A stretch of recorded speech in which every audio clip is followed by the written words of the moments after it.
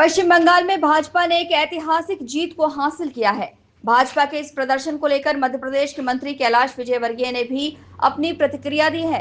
इस दौरान मंत्री विजयवर्गीय बेहद भावुक हो गए। मीडिया के सवालों के जवाब देते हुए वे अपने आप को रोक नहीं सके और उनकी आंखों से आंसू झलक गए।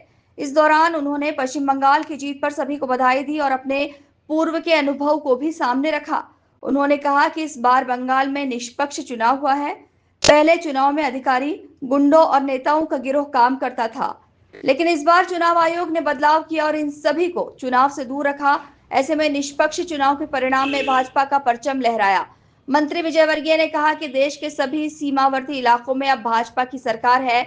ऐसे में अब घुसपैठियों को रोकने के लिए सख्त कदम उठाए जाएंगे। नहीं, देखिए, वहाँ पर बहुत ज़रूरी था। मैंने आपको एक शब्द बोला है, वहाँ नेक्सस काम करता था, अधिकारियों का, नेताओं का और गुंडों का। इस नेक्सस को ब्रेक करना ज़रूरी था।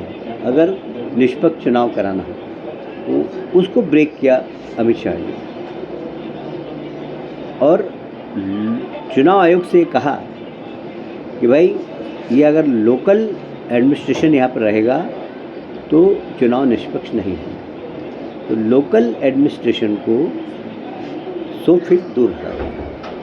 और बंगाल के ही बैंक के कर्मचारी वहाँ लगाए गए,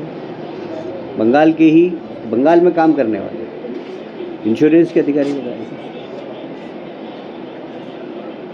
बंगाल के लोग ही लगाए गए, और वो लोग लगाए जो इस नेक्सस का हिस्सा नहीं थे।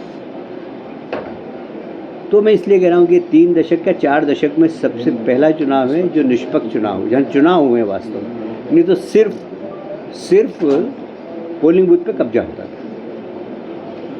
मैंने तो बहुत नज़दीक से वहाँ देखा है, इसलिए मेरी आप खुशी का अंदाज नहीं लगा। ठीक है, असम की जीत तो जीतना ही थी। वहाँ हमारा मित्र हेमंत बहुत अच्छा लीडर है। हाँ, दोबारा, और मेरा ख्याल है 100 के आसपास सीट आ गई वहाँ।